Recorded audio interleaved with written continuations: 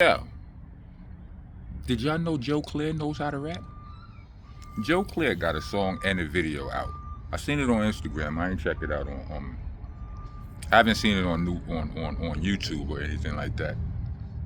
I'm gonna have to forgive any background noise that might be going on in my situation right now. As you can see, I'm outside in sunny Arizona.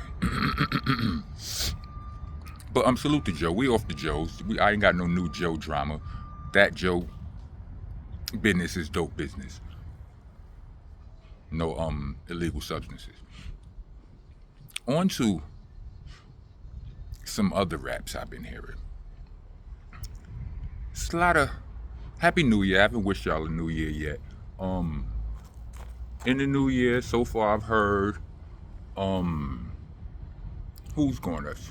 Drake got a diss record out, right? He dissing, I guess, everybody. Sound like he dissing of course Kendrick. Sound like some J. Cole shots in there and all of that. But of course nobody ever puts a name on anything anymore, so I mean, what are we doing here? I can't really, well, I can let me not say nobody ever puts a name on anything anymore. Also heard that 21 Savage was taking shots at Kendrick and maybe even shots at Dre. I reviewed the lyrics that are in question, and it's a possibility, but again, nobody puts the name, not nobody, people, this era of rappers tend not to put your name on nothing until it's, I don't know. I mean, they do what they do. Salute to them. Check out my background surrounded. But on to the most scathing of all of the static records I've heard in the new year. My brother Young Noble has chosen to empty a whole clip on Mr. Nasir Jones, and I don't like it. I mean, I like the song. I think Son was in the whole Outlawz mob. I think Noble was probably top 3 favorite. Well, mine personally. I know, you understand. Peep the whole scene and whatever's going on around me. Yeah, Noble is a very dope MC. Noble probably got 30 albums out since Pop passed away, right? He's a reality rapper. It's not no punchline rapper. He's the kind of, his bars stick to your ribs. Like they feel like real pause. Pause protesters, get your ass out of here. Rest of y'all, welcome to the nation. Monster Nation, that is. I'm your host, your tour guide, your landlord, owner, tenant, the janitor. I mops the damn floor with you. You don't follow the rules around here. The rules are, gotta like, comment, subscribe, hit the bell for all notifications. Trying to be a taxpaying citizen of the nation, leave us a super thanks or Cash App. Cash App tag will be in the description along with the Bandcamp link. If that's for y'all who rather hear me rap than to hear me yap. You know what I mean? All of my mixtapes are there, so go there. Also, the new Winner Circle video is out. You understand what I'm saying? It's something like a hit record. You know what I mean? You want to go get involved with that. Watch the videos, run the numbers up. It's the little engine that could. Crownsville is out with me and Rusty. The BCC video is out. You know what I mean? So get in tune with me musically if you haven't been. Anyway, back to Young Noble.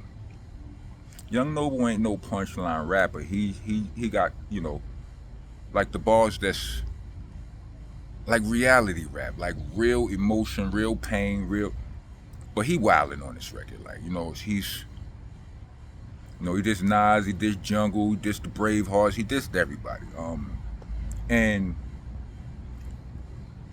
I don't know if y'all seen Young Noble's Art of Dialogue interview, but it's all, I believe that this is all stemming from something he said during that interview. When they asked him about the when they asked him about the incident with I'm trying to get some of the pretty shit in the back. When they asked him about the Nas Tupac meeting, you know, that whole incident that took place in New York in Bryant Park, I believe, where Tupac and Nas settled their differences. They had a conversation. You know, it was a tense moment. They both had crew there. It was in the park. Could have got ugly, and they walked away from it, you know what I'm saying, with peace. Before they walked away, Pac told Nas, reportedly, that, you know, he did some songs. He dissed him on a couple of songs. Since we good, I'm going to take your name off of all of those songs when I get back to Cali. And Pac passed away before all of that happened. So he didn't get a chance to. But there have been a bunch of discrepancies about how that encounter went.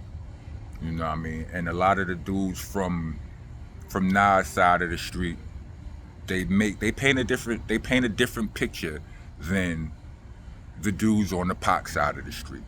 And Young Noble has had his fill with that. Also, he said that he spoke on, like, in the just basically niggas altering the facts, rewriting the history. Said in some of Nas's more recent works, he said things about, like, you know, like he put Pac on the Hennessy. Noble's like, that's not factual. Something about he jacked the tattoo. He jacked Tupac's tattoo. The guards, the jacking. You know, Nas had Tupac had the thug life on his belly, and Nas had the Godson across the belly. And he said that he jacked that idea from Pac, but he said that Pac jacked his QB piece, like Nas's big QB piece.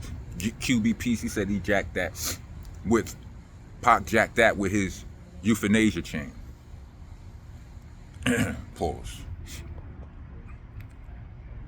Young Noble said that was a lie as well. So, you know, he just, I remember him saying the realest version of the Bryant Park, the Manhattan encounter. He's like, the realest version of the story is the truth. You know what I mean? And his version of, and what he said is, he said the truth is Nas's team was outnumbered critically. All of those things that Jungle said and so on and so forth were fictional. And I personally am one who believes, or one who knows for a fact. Now, I'm not here to make excuses for anybody. I wish this didn't happen. You know what I mean? I wish none of it happened, even back then. But two people could be in the same situation and have completely different memories of it. I said it one time on this channel. One time there was a time me and my boys, we went and did some dirt, and when we got back, one of my man Gunn, salute to you, he asked everybody in the room, what did you see? Like, basically asking everybody what their perspective of the situation was. And we all had different stories. I mean, most stories were similar, but mine was differenter than everybody's. And it's because my vantage point, my viewpoint of the situation happening, I didn't have no sound. There was no audio. I was in a car. So all I saw was the visual. I didn't get the audio. And from the visual, there was a dude, he was looking wild aggressive. No, my bad. This dude looked like he didn't want no smoke. But what he was saying to the people who was on, who had boots on the ground, the way he was talking was wild aggressive. And he had them convinced that he was he was ready. Like, he was with all, he was with all issues. And they ended up washing him up. You understand what I'm saying? Niggas washed him up bad. And I'm like, at the point where he got washed, I was surprised watching, because I thought that the dude came over there talking peace. All of his body language was peaceful. You know what I mean? It's amazing what you could. I felt like that situation was very interesting. You understand what I'm saying? How what I saw was so different, or how I interpreted what I saw was so different. You know what I'm saying? Now this ain't that, but I'm just saying that two or more people can be in a situation together and see it differently. You know what I mean? You know, in the song, Noble's talking. He does admit and mention multiple times that he's a fan of Nas and he hate doing this, but such and such and such and such and such. I don't know. What do y'all think about this? It's a very sensitive subject for me. It's the Outlawz are my friends. I don't know Nas, but that's New York. You understand what I'm saying? And even, I'm a fan of Nas. And even if I was cool with Nas, or I feel like that's irrelevant. I'm just saying that, and I hate this. I hate it. I don't like it. I don't like it at all. Like, it's like people in this day and age, it's like that's all we doing right now, B. I mean, I hated seeing Young Noble going at Napoleon the way he was going at him a couple of weeks ago and all of that. I don't like it, B. I don't like it. People be saying things like,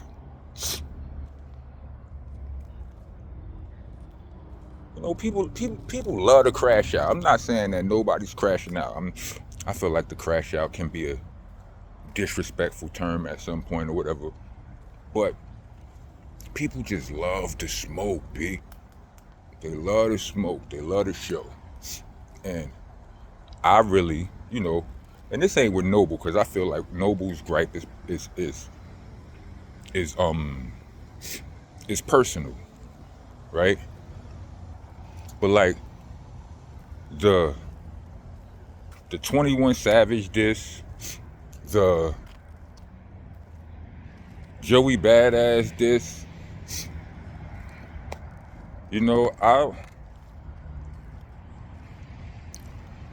the Drake diss is the Drake, he's never going to get over the L he took. So we know we're going to be hearing straight shots from him for the foreseeable future. But I just feel like the entire game is in the space where y'all are so tricked into this. Hip hop is supposed to be it's supposed to be competition. That's how it started. No, it didn't. Well, I don't know for sure, but I'm saying let's put ourselves in the place of the pioneers. It's said that hip hop was started by a few young kids in the Bronx, right? Let's just say it was 2 young kids. Let's say it was 4 young kids. The day they started rapping, the day they figured out how to rap, were they battling, or were they doing it in a I don't know, the spirit of co-creation, the spirit of camaraderie? I don't know. I think it just makes more sense to me, and I'm just assuming. I ain't Tariq Nasheed. I ain't do all the homework. I'm just assuming that the first 4 dudes or the first 2 dudes, say if one dude was the first rapper, one dude came up with it and he taught it to his friend. He didn't teach it to his friend in a battle. I think collaboration is key. I'm not gonna lie. It kind of feel like Drake and Kendrick's smoke kind of injected some sort of life back into hip hop. You know, everybody was talking about how hip hop wasn't selling at all.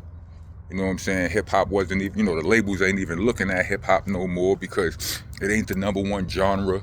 And feels like Drake and Kendrick, or Kendrick and Drake, injected some life back into the genre and all of that. But come on, B. That's all we know how to do?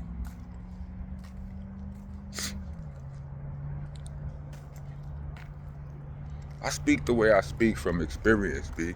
Like, I've been in real beef. I've been in real rap beef. Like, blood was shed. And I also been in real trouble with the law before. Real trouble with the law. My niggas running around here told if Sean P was here, he would have did this, that, and the third, if such and such a, when such and such a happened. Listen. Sean P haven't experienced some things that I did. One of the main things being, Sean P didn't live to be 50. Sean P never had to sit in the courtroom during trial where his life was on the line. I've done both of those things. A few other things too, that I know for a fact he didn't have to experience, or he didn't get to experience.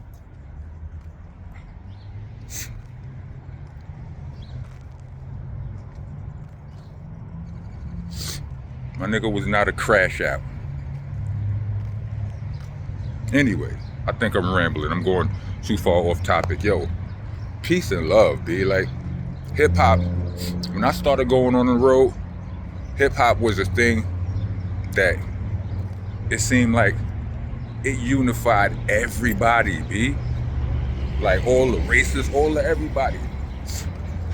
It was like hip hop and weed. Them two things. I first started traveling the world, I learned that if you got one of those two things, you can make a friend out of nothing. I'm just saying. If you made it to the end of this video, let me get 4 peace signs. Rock on, rock on.